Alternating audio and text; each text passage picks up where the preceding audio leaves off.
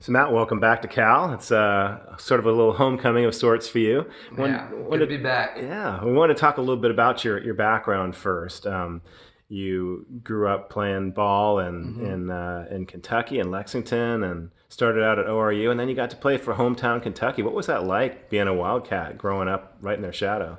It was a dream come true. I obviously grew up a huge Kentucky fan, and my father was in the Army, so we moved around a lot. But I actually had my first knee surgery when I was a sophomore in high school, and I was told I never play basketball again. And Wow, so it was really cool to see, how God kind of orchestrated all that I got to play. I didn't play in high school. I played half my freshman year, then didn't play sophomore and junior, and then got a chance to go try out at Oak Hill Academy. And Coach great Smith up program. there, yeah, Yeah. Coach Smith is one of my one of my mentors. He actually just retired, but he invited me to be on the team.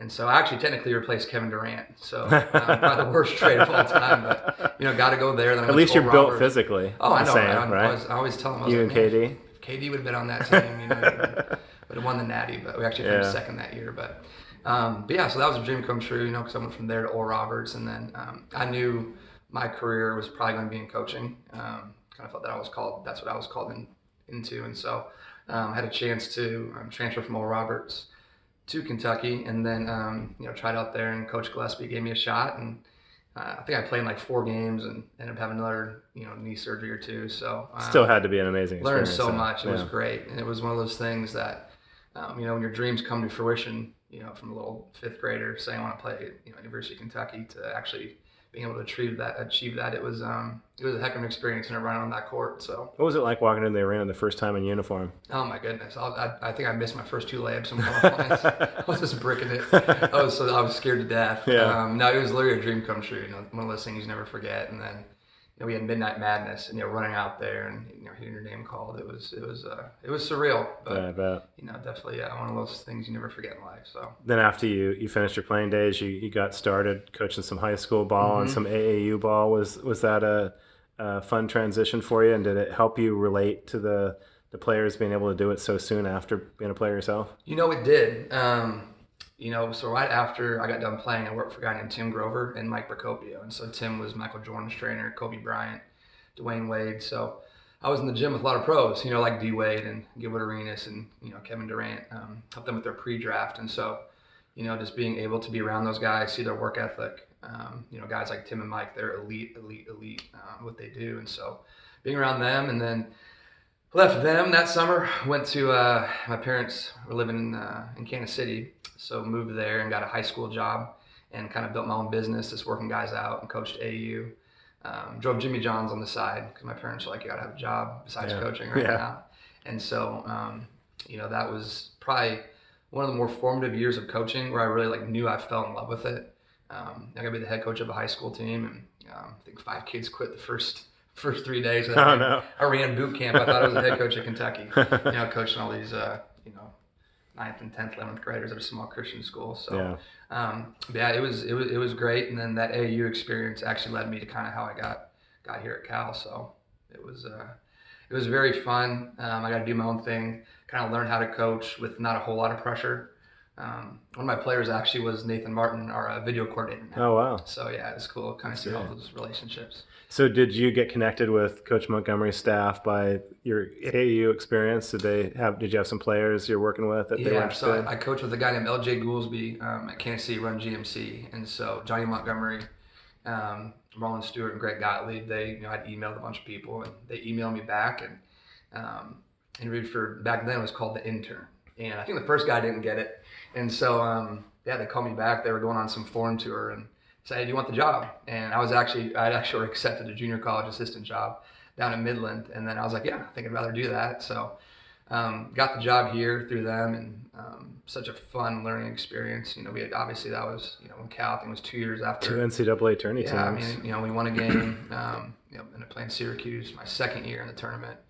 For a chance to go to the Sweet 16, and just learning from Coach Montgomery, from Jay John, from Travis to Coach Gottlieb, and it was it's one of those things that I still use a lot of that to this day, just the little nuances, and whether it be offensive or defensive schemes, I try to bring that to wherever I go. So Then you moved on to become a Bear at Central Arkansas, another Bear. I can't leave the Bears, man. Yeah. Yeah, so I got a job working there, and I was there for 5 years. That job was a new Division I program.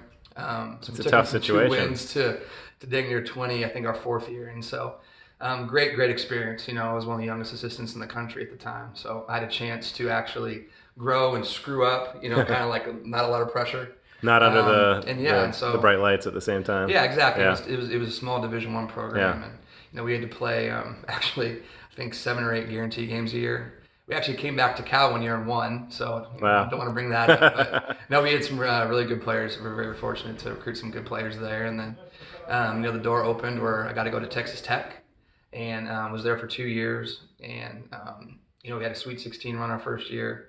It was an unbelievable experience. We actually lost to Duke at the Chase Center. We were up, I think, 4 with 2 minutes to go, and then they had a guy named Paolo Bencaro. So, I think him and a guy named Jeremy Roach went 8 of 8 down the last 4.5 minutes. So, but no, just a great experience there. Learned a lot.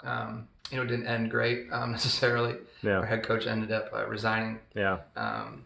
Just for different reasons. And so, it's always, Mom always says it's a lesson or a blessing. Yeah. And so obviously, it didn't end great there. But it was one of those experiences where Lubbock is, the people there, some great friends there. The fan base there was great and met a lot of good people. Still having a chance to go to a Sweet 16. I can't put a price on that. So I learned some things that I love doing there, learned some things maybe I don't, won't bring into this program, but sure. Being in the Big 12, it's one of the best basketball conferences, if not the best now, besides the ACC, of course. And so that was a heck of an experience. And then got connected with Coach Madsen again, and had the opportunity to come back here, and it was a dream come true. So he's a pretty convincing guy when it comes to. Oh yeah, so I actually first interviewed with Coach 4 years ago. Yeah. So I still messed with him. I was like, Coach, you didn't want to hire me then, man. But no, he had. That's when I was at Central Arkansas, and he went a different direction, but we stayed in touch, and that's the kind of guy Coach is. And so, it's a blessing for me because this business is very tough. There's a lot of hours, a lot of days, weeks, months, we don't have days off. And the opportunity not to work for just a great coach, but a great man is one of those things where, you can't put a price on that. At a great institution like this, Coach is, our recruiting, I think, has taken off. And it's because Coach Madsen, you have Coach Madsen, and then you have the #1 public school in the world, and now the ACC. It's great combo. The Bay Area, as our fans are getting excited again about our program, there's a lot of stuff. Maybe not using the word sell, but just to be able to tell kids. Yeah. Are you finding you're getting more traction now? Yeah. The last 3 months have been very exciting. Yeah. Especially with some of the younger kids. We got a late start. We got the job. I think I drove here from Lubbock the Monday after the Final Four. Got the job on that Saturday, I believe, and then drove up here, and man, it was we got a late start, but I think we did a pretty good job putting a good roster together. We love That's our an guys. understatement, yeah. Yeah, it's we call it the Mad Dog effect. So, but yeah, these younger kids, we're getting calls from AU coaches that are very interested in our program that prep schools that maybe they weren't necessarily interested. Yeah. Maybe the last 6-7 years, and so yeah, it's an exciting time to be a Bear for sure. How's the staff get along? Oh, it's awesome. That's the other thing. You're a big group. Your head coach to be great. Yeah. Say it again. You're a big group. Oh, 5 of you. Oh, it's hilarious. You got Maz and Ro and Ken and JJ, and we've all gotten really close from day one. Me, Maz and Ken, I think, live in Shaw now. I think Shaw got here a month ago. Yeah. Live maybe, I think, half a mile from each other. Yeah. And so we're all young, energetic. We all have our differences. Do you hoop with each other sometimes? Say it. Do you hoop with each other sometimes? We haven't yet. Oh, yeah. So, my knee's screwed up. We always talk about starting noon ball. We need to. So me and Amora will work out together sometimes, trying to get in shape. But, and then it's just, it's fun to walk into the office every day and be excited. You can joke and, enjoy being at work instead of walking in and kind of putting your head down, just going to your office and sitting. It's, I feel like we're becoming one big family. So, what's your niche with the staff? And as far as your work with the players, probably the best looking one, obviously. I think that goes without saying. Youngest. No, I help a lot with the recruiting and defense. Some baseline out of bounds defense. Okay. And then work with the wings and the bigs, and so kind of handle a little everything. Coach is great with that. he gives us a lot of autonomy to be able to not just be stuck into one deal where it's like, hey, you're the recruiter, you're this guy, and you're that guy. Gives us a chance to kind of have our hands in a bunch of different pots. So with 5 assistants and a head coach, obviously you could overlap a lot. But do you guys feel like you've kind of hit your stride, being able to contribute in your own individual ways and helping these guys grow in their game? Oh, for sure. And our staff wasn't even finalized with the ops stuff. Yeah. The ops and video and recruiting coordinator Yeah. until maybe a month ago. And so we were all traveling. There was a time there where I think we were on the road for between Europe and here. I think I was gone for like 30 to 36 days or something. Wow. And we were all in different states, different countries. And so it was one of those things where we had to kind of learn really fast how each other works and operates.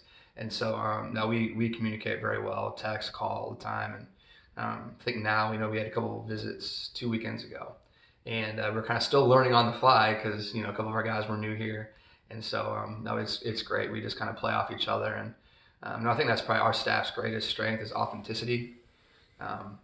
There's a lot of salesmen in our business. And for us, we just be who we are. And either recruits like it or players like it or they don't. Families can really tell the difference because they've seen the salesman and they know authenticity. We always ask, that's kind of when you always don't want to have too many cheesy lines you ask recruits. But I always ask my man, how bad are the spiels? He's like, oh man, coach, I've had 3 conversations today, and it's the same thing every time. Yeah. And so we're like, hey man, look, this is who we are. Yeah. This is our head coach. He's our leader. He's a family man, and it's one of those things where I think people can see that, like you said, they can see through the quote unquote BS of shines through pretty fast. Yeah. Yeah, and to see it's like this interview, man. Like you just got to practice. Yeah. Sweating. Didn't brush my hair. Probably smelled terrible. But that's how we try to be not only to recruits, but more importantly to our current players. So just to wrap up, what can Cal fans expect to see out of this team as far as what you've seen so far? Oh man, I expect a team that plays really hard and plays together. I think we're going to be able to play really fast. Coach Matt Utah Valley, they I think averaged over 80 points. We're going to get up and down. We're going to be a team that really competes. For us, that's a big thing we're trying to instill in the guys that, it's not only about winning and losing, but let's not kid ourselves. There was always a winner and a loser. And so, we're not trying to romanticize the whole, we're scrimmaging and stuff. Hey, we're here only to get better. Like that is part of the process for sure. But at the end of the day, you got to do what it takes to win. Yeah. And, so that's what we're trying to instill in the guys is, hey, embrace the process. Enjoy it, love it. You're at the #1 public school in the world. You're around great people. You have a head coach that actually cares about you. And then as we're doing that, understand that this is about winning and losing when it comes to being on that court. Yeah. And so for us, just telling the fans that we want to, play hard, make you all proud. But the end goal here is to build a championship program. And so, that is our goal. Whether we reach it in year 1 or, years 2, 3, or 4, that is our goal. And I think we're well on our way. We had a great practice today. Very, very competitive, some depth, and the young guys coming along and transfers kind of molding together and really figuring out how each other plays. In this day and age with the portal, that's one of those things you have to figure out. Is how you get some of these guys that how do the pieces fit together? Yeah, and then fit them together. Yeah. And then the guys that are returning, how they fit into it. And so, I think we're going to play fast. We're going to play hard. We're going to play together. And be an exciting brand of basketball, but within that exciting brand of basketball, our goal is to win every game. And so, that I don't think there's been an undefeated team since Indiana, maybe in '78. I know Kentucky. Yeah, it's been a long time. I was a little kid. Yeah.